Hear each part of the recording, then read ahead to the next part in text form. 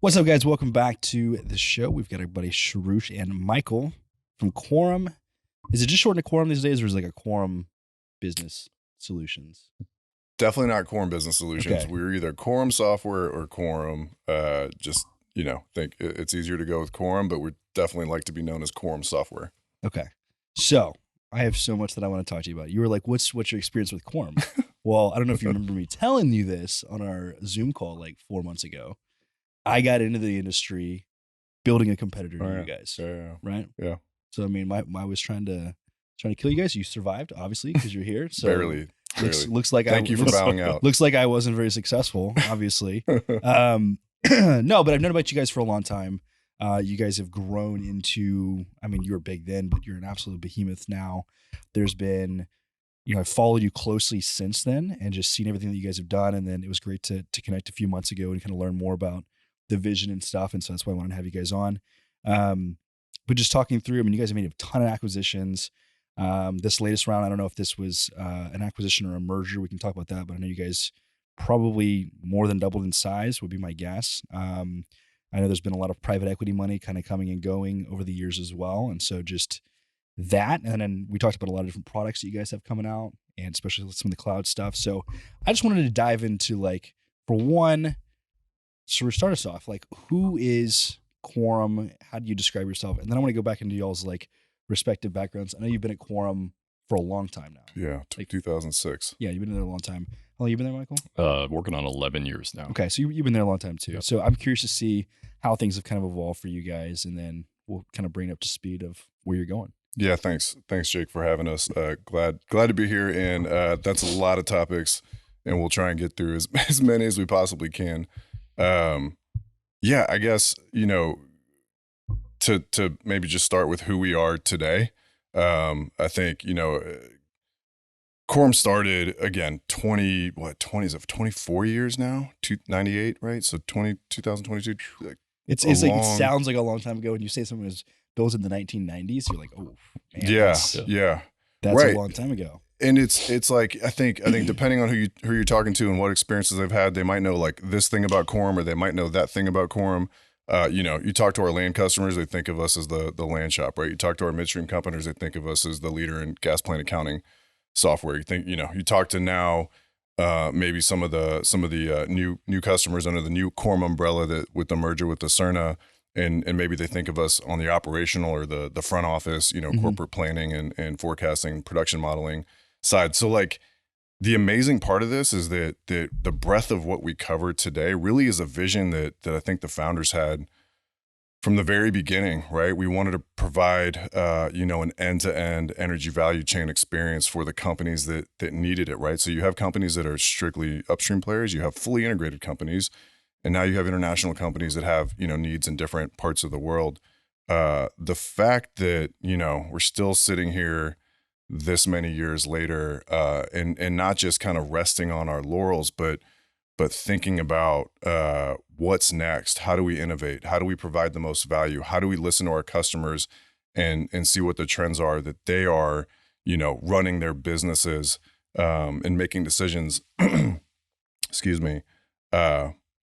It's been a fascinating experience. Like, I don't mean to jump into my story, but I think like for me, I think the interesting to be on the oil and gas startups podcast with you when Quorum's now been around for 24 years. But when I think about, being self-reflective as a human, right? You think about, what did I do today, right? That I could have done better. How do I improve on that tomorrow, right? And so for a software company, it's no different. It's, again, what are the things that we're doing really well that we can do more of? What are the things that we're not doing well that we should do better? And what are our customers saying about all of those things that ends up giving us a strategy and a vision that we can march forward on? So again, I don't know where you want me to start. If it's really so what's your role today at Quorum, so we kind of know where you play? Yeah, today I run our Upstream sales team for the U.S. I never thought that that's where my career would have gone. Like, I don't see myself as a sales guy. I've somehow, initially just sort of asked to come into a commercial or a sales role carrying a quota, was super confused on why that made any sense. I give At the time, Perry, our CEO, and Lindsay, my chief sales officer, really all the credit for sort of seeing a potential. And I think what I've learned, is the reason I'm good at this is because I don't really care about sales. Like, I don't care about selling something to the next customer. And I think our team at Quorum, we care about the partnership, care about the relationship. We care about our reputation when we're about to go into a room and sell a customer a product and a service. I got to turn around and deliver that, right? I got to do everything that I just said that I would in the sales motion of becoming, of creating this partnership with a customer. And so today I run sales. Man, our sales team, Michael runs the inside sales team at Quorum, which has evolved in the 3 years that we've had inside sales to really be sort of his area is really what I want to talk about today, which is our entire on-demand platform and what we're doing there.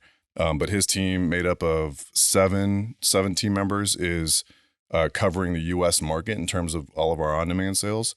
And then we have another 5 folks on our team who really kind of cover the enterprise space. Okay. So what's been, I want to get back into your background, Michael, in 1 second. I want to leave you with a question, just the first thing that kind of comes to mind, and then we'll come back to it. What is the biggest thing that has changed with Quorum in the last 10 years from where they were 10 years ago to where they are now? Yeah. I mean, the quick answer is service-oriented company, now software-oriented company, right? That's the easiest quick answer, meaning, with every dollar of software we used to sell, we sold $5 services. Today, it's like, for every dollar of software do you sell, how do you sell 0 in services, right? How do you give them the SaaS experience that every other industry experiences, where it's I pay a subscription, pay a service to have a product, and it doesn't cost me a lot to turn it on, to get trained, to convert my data, to get support, right? So all of those things in a SaaS experience are just included with the software when you're a subscribing customer. I think for me, that's one. The other thing that I think, if it's okay, I'm going to give you 2 answers, because I think this is really important to me. When you think of Quorum's leadership today, it's this beautiful like marriage or partnership of folks like myself and Michael, who've been here for at least 10 years, right? So I think of Lindsay Herndon, I think of David Townsend, I think of Corey House, I think of Tyson Greer. These are guys that have been at Quorum all longer than I have, right? So I'm just going to sort of tip of the iceberg, blended with Gene Austin, kind of first and foremost in terms of coming in and providing new CEO leadership for the company. Tom Lacey's of the world. Like, we have basically put together a leadership team made up of very experienced professionals from the technology sector, right? They all come from strong technology backgrounds with a bunch of decade-long plus Quorum oil and gas experience. And this is really, I think, what's really powerful at Quorum right now, where we're propelling each other to be the best software company serving the oil and gas industry. Like, if you don't have both of those things, our industry will never stand for it, right? And so, again, I think the technology side of it to me is just as important. Having those guys come in and say, well, look, we did this in another industry, and here's the challenges we're going to face, and here's how you can overcome them, and how do we apply some of those learnings to the oil and gas space to achieve the same outcomes. Those 2 things for me. Love it. Michael, what's your background? Sure. I've been at Quorum for 11 years. I was attracted to Quorum because they were solving big challenges, right, for big companies. And when mine got started, like Soroosh was saying, we were primarily a services company, right? We had products, but we were born out of consultant roots. We still operated like a consulting company. And so it was boots on the ground with customers every day for years, right? Working through implementing them on new land systems, moving their land capabilities forward, is really kind of focused on land. Quorum's kind of a very interesting and a great place to work, because there's just a ton of opportunity for experience, right? And different experiences, different roles. And so after several years working with our land customers, I got to run our product team that oversaw the land product. Then transitioned into more of a solution architect role for some of our broader upstream functions, so land production, that kind of thing. And then pivoted when we started to do some of our acquisition works, as we shifted, right, to have more of a SaaS focus in our upstream space, pivoted into a role where Soroosh and I were building out, kind of go-to-market function for how we brought that new platform to market. Mhm. And so it's been a journey kind of all 11 years, mostly upstream, exclusively upstream focused, but a variety of roles. Seems like you're kind of quote unquote technical sales, right? Of being like kind of that product leader in the past and Started that way. understanding kind of the ins and outs of the. Yeah, I think I'd describe it today as, like Soroosh said, I'm responsible for our inside sales team, but I think the function that I serve in our organization is to make sure that our customers in a growing segment are well served, right? Yeah. So care about the accounts, care about what we're doing for the customers, make sure that market feedback gets to the rest of our team so we can continue to develop and grow the product suite in the right way, right?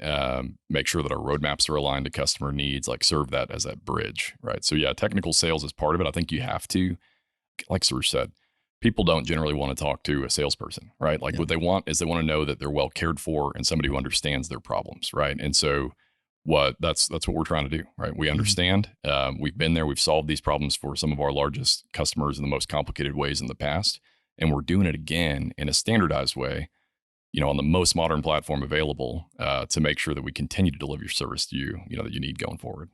Love it. How many? So let's talk about the size of Quorum today. How many people do you guys have? Somewhere around 1,500. Jeez, it's bigger than I thought. That's it's more than twice what I thought. Well, I mean, we mentioned this earlier. It's if you asked us that question 18 months ago, we would have said 300 to 400. Yeah, and we had a merger, acquisition, and in the span of a pandemic where we had to do it all by teams, we brought 1,500 people together to form a brand new company, right? And so we've kept the name Quorum, but we're a totally new company from where we were. So let's do like a quick, brief history of Quorum, just maybe by way of like kind of major milestones of the company. So you said it was started in 1998, and obviously we can kind of bring it up to these latest kind of acquisitions and stuff. But like maybe through acquisitions, mergers, anything else, kind of over the last, just to kind of give us some context as to how things have changed. Yeah. Okay. Going back to the very beginning. Michael, fill in the gaps here as I spitball here, but midstream focused initially out of the gate, right? Tips, again, gas plant accounting, dominant software in the space today, continuing to evolve and innovate on that. Handful of years later, literally like 2 or 3, I think the next big milestone was acquiring the land software from Chevron, who had worked and built it with their partners, and so we acquired the rights to the software and within 10 years with a dominant land solution, right? It was like 3 customers when we acquired it. And I remember in 2006, I think we had 12, and about 4 or 5 years later, it was like north of 50. Right. And then all of a sudden it was like, oh, now it's 150, right? It just, the land product in particular has been one of the flagship products. So I think that was a big milestone. We have continued to build pieces, right, around both the midstream offering and the upstream offering, always in partner with customers. Like one of the things we used to talk about a decade ago when we walk into a room is that we don't build anything in a vacuum ever. We need at least 2 or 3 sponsoring customers who want to influence how that thing is built so that it is purposeful for the industry, not for customer A. And so again, we have built, full kind of upstream capability, back office capability. So then transition. I'd say the next pivotal moment for me is probably the fielding systems acquisition. I remember that one. Was that like 16, 17 time frame? 15, I think. 15? 2015, I think. Maybe you're right. You might be right. It might be 16, but it was right in there somewhere. And that was adding more of like field data capture capabilities, right? Field data capture and SCADA. Those are the 2 big things that fielding did well with a handful of customers. The thing that fielding and Sean Cutter did really, really well is they built it on the right technology stack. The only multi-tenant SaaS solution to hit the marketplace the first, right? That was kind of like fully built out. And that was like Quorum's, I give Tyson a lot of credit for having found fielding and Sean and understanding that that's the technology stack of the future that we need to think about how we build around or on. And so that was a pivotal moment, right? That was our first piece of software at Quorum that was multi-tenant SaaS. The next big milestone for me would be the Wellies acquisition. Why? I forgot about that. I'm going to forget about probably 5 of them because there's been so many. The Wellies acquisition that was in 2017 was that brought more multi-tenant SaaS software into the stack. But what it really did was that company was like humming along. That company was doing really well. They had a culture, they had a customer base north of 100 customers, right, when we acquired them. And they had a methodology. They had a method to their madness that was based on again, what I was saying earlier, which is the experience a customer expects from a SaaS company.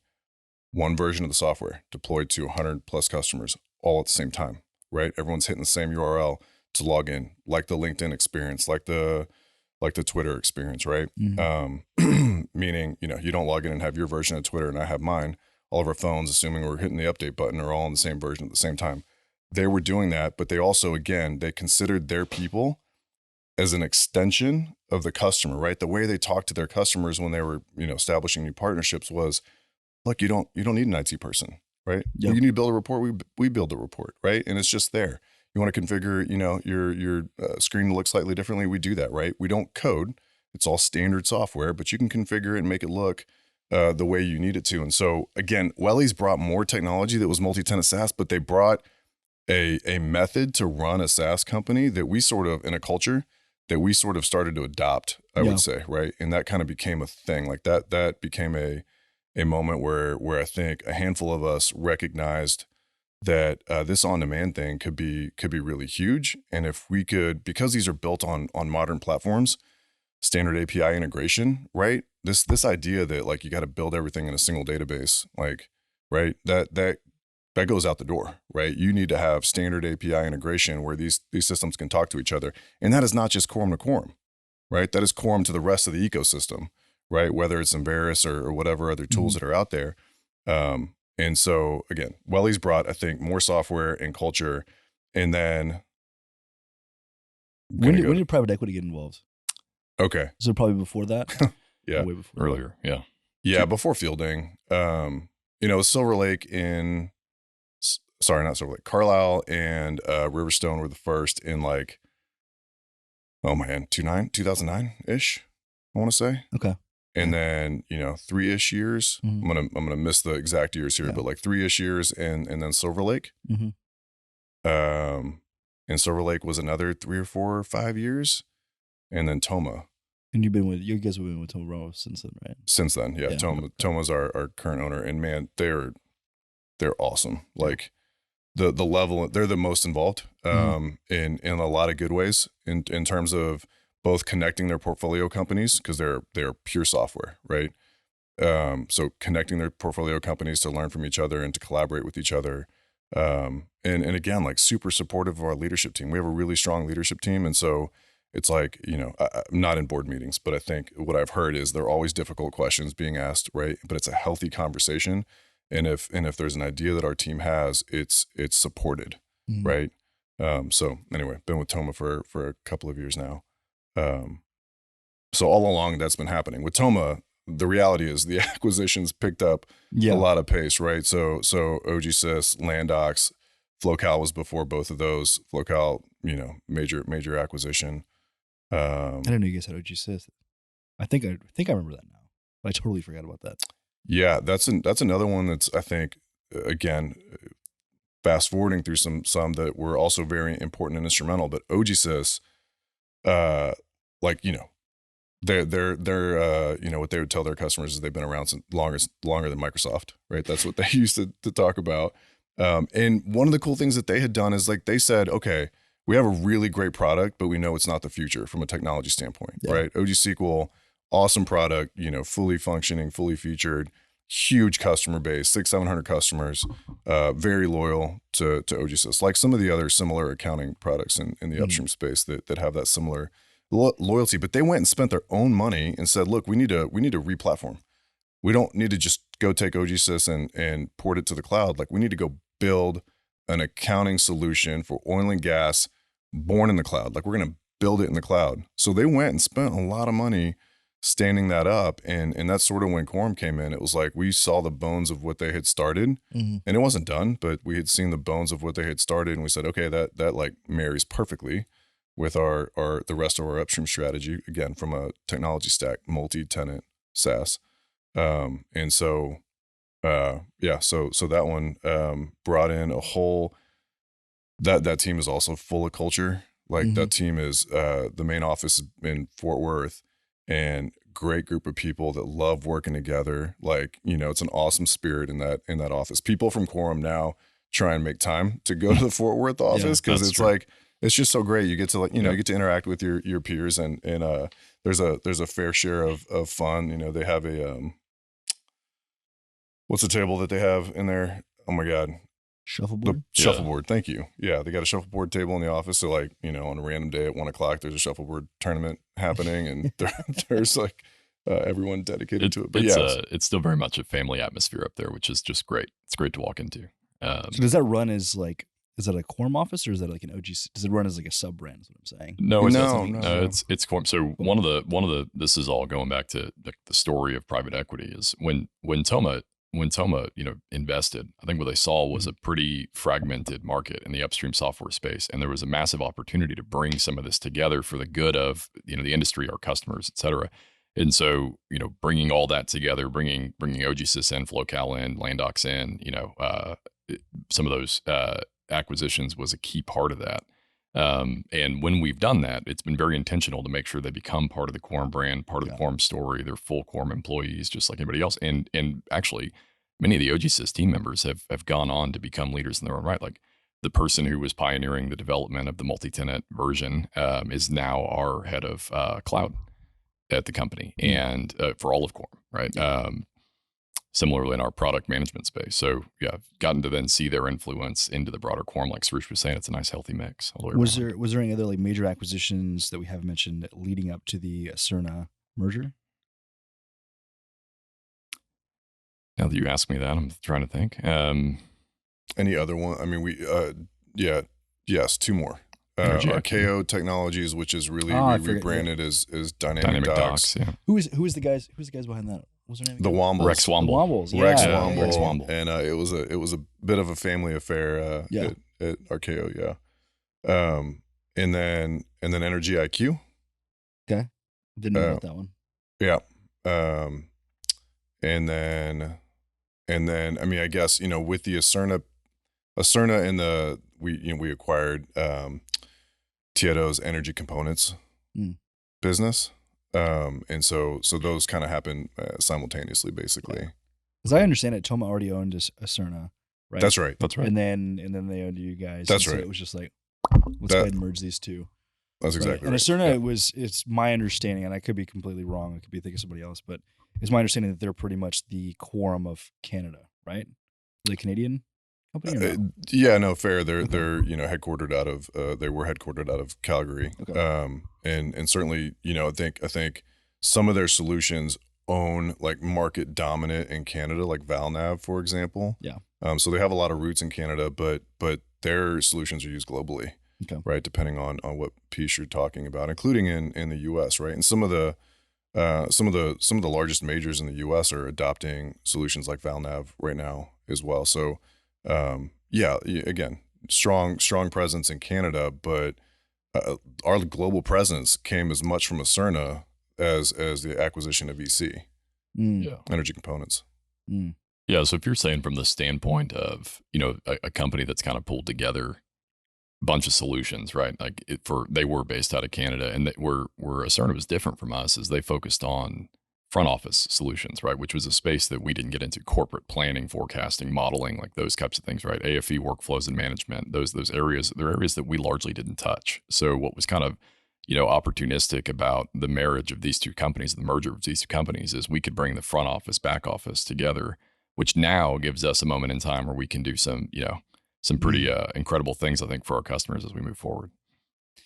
So let's talk about the now. You know, now we got a lot of context. We got the history. You guys are an absolute behemoth at this point. I think you're going to go on and do some great things. We talked a lot about the cloud stuff. Like, what are you guys excited about? Like, what does the future of Quorum look like? Yeah, I think, man, like the behemoth word, just like it bugs me, and not because, you know, we're not a large company. Does it still feel small? It does. In a lot of ways, it feels small. Or does behemoth translate to incumbent, and incumbent has like a negative connotation? That's fair too. And I think it's partly for me, it's a connotation of, if we're a behemoth, we're only for the behemoths, right? Yeah. The Exxons and Conocos and Chevrons. And while that's absolutely a core part of our market, what Michael and I have been focused on for the past 5-ish years has been taking these solutions and taking our learnings and taking our experience and saying, Quorum Software is for everybody. I don't care if you're a one-person shop to ExxonMobil, it's for everybody. So how do you make sure that you have solutions, service, price points? So you guys have you have specific solutions for, let's call it the mom and pop operators, 100% operating, call it 50 stripper wells out in the middle of nowhere in Oklahoma. And less. You guys, yeah. Okay. I mean, we talked to a company today that had 3. Yeah. And, That's awesome. Yeah. And again, the experience there is not the same experience that people put in their heads when they think of working with a really large software company. In fact, maybe in other industries it is similar, because Microsoft's not just for large corporations, right? I mean, small companies have Excel and Outlook and PowerPoint and those tools. So I think in that way, it's I think that's kind of what we're becoming, but we still hear, it's I can't talk to you guys. You guys are too expensive. But it's we're not talking about, you don't know what we're talking about. Give us a minute to tell you about, what we've been up to, which is the question you're asking. Yeah. And again, this started in 2017, back half of 2017. We had fielding, we'd about to acquire wellies, and we're why can't we do land for small companies? We have the best land solution out there. Why can't we do land for small companies? And so we challenged ourselves and we said, well, what would it look like if we did, right? What would the customers want out of it? Do they want a big project? No. So it needs to come out of the box ready to go just to manage their land business. Well, we have all of this experience under our belts, right? We have 20 years of working with everybody. We should have a perspective on what's best of breed land solutions, pre-configured, ready to go. So that kind of started this whole initiative where it's okay, fielding built for the small operator initially. Wellies, mostly had small operator, right? Customer base. Let's go take land and drive it down to that part of the market. And again, over time, this became what we now call, upstream on demand or on demand from Quorum. And these pieces all plug and play. So let's walk really quickly without getting too deep in the weeds and the nuts and bolts of what the solution is, but what you just described, what all does that actually entail? Is it, I mean, is there the hydrocarbon accounting piece? Is it production management, land? Obviously, we're talking about that. All the above. Drilling completion, field data capture. And Don't let me pitch it for you. Come on. Yeah, I got you. You do it your words. You're doing great. Yeah. Field data capture. So drilling and completion software, that's the wellies piece, right? Okay. Field data capture. What are you doing on the drilling and completions? Think about it in terms of the actual information that you're capturing every day while you're out on the rig, doing functions downhole. So drilling, completions, workover activities, LOE. So you're entering your tubing, your casing tallies, Is this one of the things where you guys are plugging into SCADA, whether it be to Payson or to Cold Bore or to anything else? Or is this more of a... Yeah, we have customers that utilize, right, those products, and that they have means of getting that information in, right? But what this is more of your daily reporting, your right? Daily drilling reports. Daily drilling reports that come out of it, yeah. Going forward, right, we have a natively built in the cloud SCADA solution that came by way of the fielding acquisition, right? It's a bring your own hardware, bring your own comms. We do your polling, pull your data in, so it's cost effective, modern, easy to stand up, etc. Field data capture, right? Gets all of that information, whether it's from SCADA or mobile application out in the field, into a production system, where we'll then run it through really an engine that began with TIPS. So we modernized the TIPS platform and put it into our field data capture solution, right? So that we can handle advanced allocations. So we'll do your daily, monthly allocations, spit the data out of there into accounting so that we can run your revenue accounting processes off of the data, where we also handle your, GL, all of your standard accounting functions, AP, AR, GL, et cetera, but with revenue and JIB layered in. And then the fully integrated land and document management piece. So all of those functions together is what we're talking about when we talk about our on-demand suite of software. And they came by way of many acquisitions, but they were intentional acquisitions in that they were architected to play well together and play well with others, right? So you asked earlier what excites you about Quorum. I listened to the podcast. What I think about and why I'm excited in this moment in time is because you think about our industry and the folks that have served this customer base for many, many years, right? Of which, like, we're one of the players out there, but there's some that predate us for sure, right? Specifically in the realm of accounting and some of these core functions, ERP functions. Everybody that y'all have on talks about the great innovative things that they're doing, right? And many of them have to like fundamentally they have to be able to connect back to those ERP, right, or to the production data, or to the operation side where all that information is getting captured. And so what excites me is that we are, as a company who's been around for 20 years, right, reinventing ourselves and turning the corner and taking it upon ourselves to modernize, right, so that if we can get our customers off of some of the older non-SQL based event type of solutions out there in the space, equip them with something modern, then we're giving them the chance to integrate, right, with all of these new and emerging technologies that are out there. And so this on-demand initiative has been very quiet, by the way. Like I don't think that many people probably even know we're up to it because it's been the pandemic and we've been in building mode.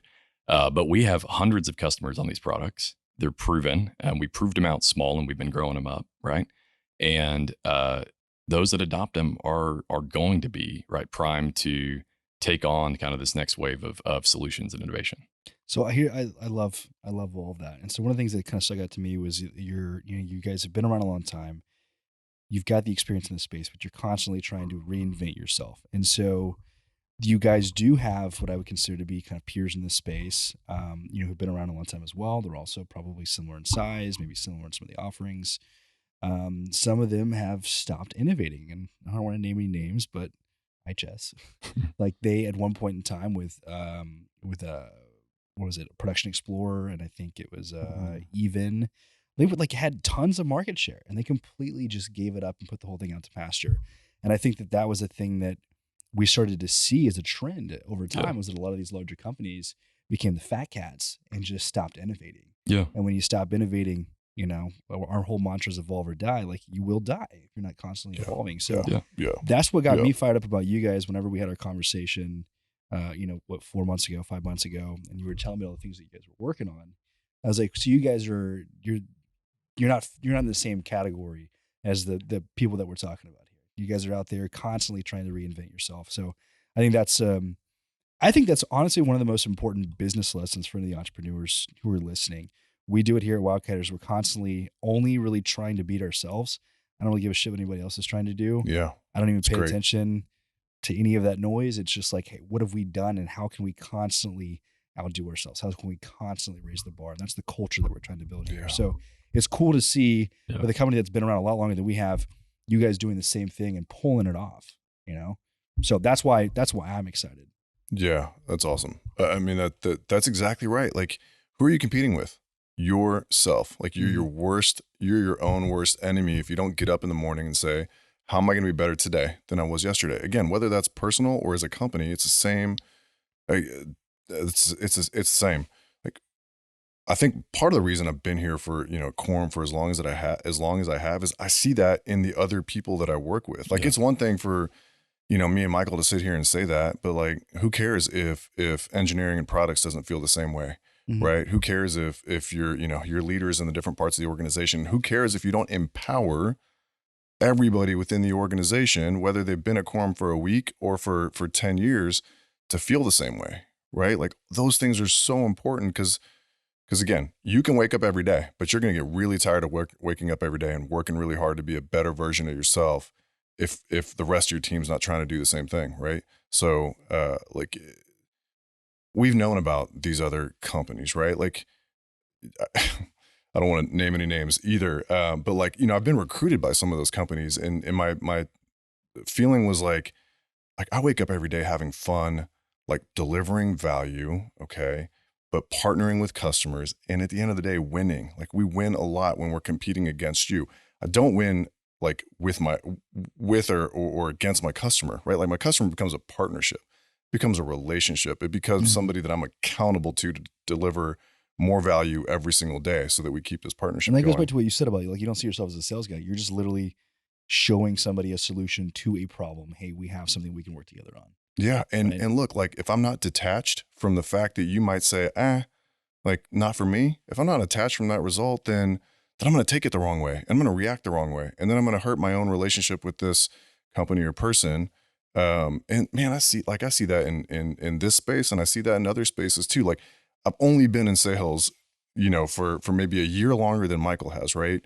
And of course, if somebody's going to ask me to go be in sales, I'm going to do a little bit of reading and networking. And Gene, when Gene came to Quorum, he connected me with one of his former, sales leaders at another company, completely outside of oil and gas, but a strong technology company. And I was like, I'm going to go have lunch and talk to this guy and learn everything. So I learned like what it means to be a professional sales rep and sales leader. And there's things that I took from that I loved. The things that I love about that is just the science. It's the data behind how you manage a sales team. The things that I don't like are I will never be transactional in nature. I don't care how many deals we sell in a given year. It's all relational. It's not a transaction, right. Especially in oil and gas. Because B2B is B2C because you're dealing with right. people. You're not just dealing with faceless organizations. And you want to do business with people that you right. like and that you respect and that you have rapport with. And nothing in this B2B sell is transactional of like, hey, just pick something and I'll sell it to you. It's very much, you have a very probably difficult problem across your organization. They're coming to you for a reason, or you're having that conversation for a reason. And you can truly help transform the organization. So you're not really having to sell them anything. You're just trying to educate them on what's one option. Here's our option. Yeah. You asked earlier, behemoth, right? Like what strikes me about behemoth for the negative is disconnected, right? Because fundamentally we're people doing business with people, right? And that's how we need to be perceived. And that's small, right? That's small personal interaction that builds a relationship. It's we're proud of our breadth. We're proud of our depth, right? We're proud of what we can offer globally. But when it comes down to it, it's a one-on-one relationship, right? That gets anything done. And so it's got to feel small. Well, guys, this was awesome. This was awesome just getting to chat with you guys and just understand, just seeing from the sidelines and paying attention to you guys for so long. It's cool to kind of get some insight into how things are going. Before we close, you don't have to have the answer for this. I'm just curious. Let me phrase this up. With what we do, with half startups coming in here all the time, we have companies like y'all coming in from pretty much the entire ecosystem, and there's more momentum now in this space than I think there ever has been, at least in my career in the last 10 years, in energy tech. And so you have lots of new startups that are popping up. A lot of these startups are taking venture capital. Okay, if you're taking venture capital, you need a return for your investors. You need an exit. So there begs the question, who are the acquirers in the space? You guys have made lots of acquisitions. So if some of your peers, so as companies like Inveris, have made a lot of acquisitions. Do you see that as a big part of your strategy moving forward? Or does a lot of the innovation come from within moving forward? It's got to be a healthy balance of both, I think, right? It's not one or the other. And I think, we're always aware of companies that are out there innovating. We're looking at them. People would never know the companies that we have looked at, and either I guess they would never know because we've passed on the ones that we've passed on. But constantly looking, right, is definitely a part of the strategy because I think one of the things that we haven't done, like some of our competitors that I would argue are on a downtrend, we're not buying market share. Like that's not the business model. Like we're trying to deliver more value. Michael said this earlier. The reason it made sense to combine CERNA and Quorum is that we were complementary, right? Yeah. We brought different solutions that solve problems for the same industry. And it's like, how powerful can that be? Not just because of the solutions, but because of the people and the scale, right? And so I think it's both, but like we're continuing. I mean, the investment going back into these products, whether you're talking about our enterprise products or our on-demand products, is unmatched, period, right? Like the amount of revenue we put back into R&D is unbelievable. And it's fantastic. It's like, I mean, I've had Gene, our CEO, on customer calls with me, and he'll talk about how many engineers he's got working on a particular product. And that he'll say things like, in my career, I've never had this many developers, engineers working on again, specifically talking about the on-demand set, but so you got to do both. It can't be, I think, one or the other. If you have a different answer, Michael. No, I agree. I mean, we value innovation from within, right? And hackathons are part of our culture. We look for ways to be innovative. We strive to deliver, value add features, right, to a customer. We got customers in our SaaS space that say, that wasn't an option for me a week ago, but I log in today and it is, and that's awesome, right? I was talking to a controller last week who gave me that feedback. But I think there's always going to be an opportunity to evaluate tuck-in type acquisitions to bring value to our customers faster by way of inorganic growth.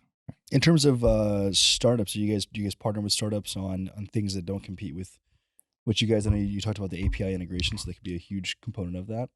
Yeah, our product team is talking to other software companies regularly, right? Mm-hmm. And again, if we're hearing the market, the customers telling us, if we start hearing a trend and customers are using A, and it's like a bunch of customers are talking about using product A, then our product team starts having those conversations to figure out how. When you say partner, it's like, how do you integrate, right? Yeah. What are the data points? Like, how do we drive the most value for these customers that are asking us? And that's a conversation that happens, I'd say pretty regularly. Yeah. Yeah. Cool. I love it. Well, guys, it was wonderful having you on. Soroosh, Michael. Super excited about what Quorum's working on, and love to do this again, a year from now, and just check in, see how things are growing, see how you guys are innovating. Yeah. We heard we're maybe the last to close down this podcast space. So you are probably the last people to be in this podcast space. If you're watching this on video, we're actually, I guess I'll just tell everybody, I don't know when this episode's going out, but we are building an entirely new studio. I call it the Joe Rogan studio because I was going to say the same thing. This 10-foot by 4-foot table, we can have 1 million people sitting there. Dedicated space. We've grown. This started off as me, Colin, in a closet down the hallway, right, doing a podcast, literally with just furniture that we bought off Facebook Marketplace. Now we've got 15 people full time. Expect to be double that by the end of the year. So this room that we're in now, this main room, is actually, we just bought 20 stand-up desk, or adjustable, so you don't have to stand all day. We're not going to make everybody stand. If you want to stand, you can stand. So it's going to fill this room, and we're actually moving the studios to the back half of the building. So you guys are essentially christening the closing down of the studio that's done so well for us for the last year. Yeah, it's an honor. Congrats on all of your success as well. It's been awesome to watch from the sidelines, and would love to be in the other room at some point, maybe a year from now, talking about the latest things. Can I plug one thing? Yeah, go ahead. I'm going to plug Connections. I don't know when this is coming out either, Yep. so cut this part if this is post Connections. But we have our annual conference. It's back in person in Vegas coming up in April. Right in the middle of April. So got lots of folks already signed up. If you haven't signed up, not too late. Love to see you guys. Do you have to back be a customer of You Quorum? don't have to be a customer. Yeah, Okay. reach out if you're interested, and let us know, and happy to host. Where are you guys hosting in Vegas? MGM. It's a long story, but MGM. We did it at MGM last time. We signed a multi-year contract to do it at MGM. Then the pandemic Who wouldn't hit. want to go? Who wouldn't just want to be like, hey, I'm doing this oil and gas conference. Please expense this. And it happens to be in Vegas at the MGM. Like, yeah, sign me up. Awesome. That's awesome. Yeah, and word on the street is some of our team will be there too. Love it. Yep. Love it. So super excited about that. Guys, once again, super awesome having you. Catch you guys in the next episode.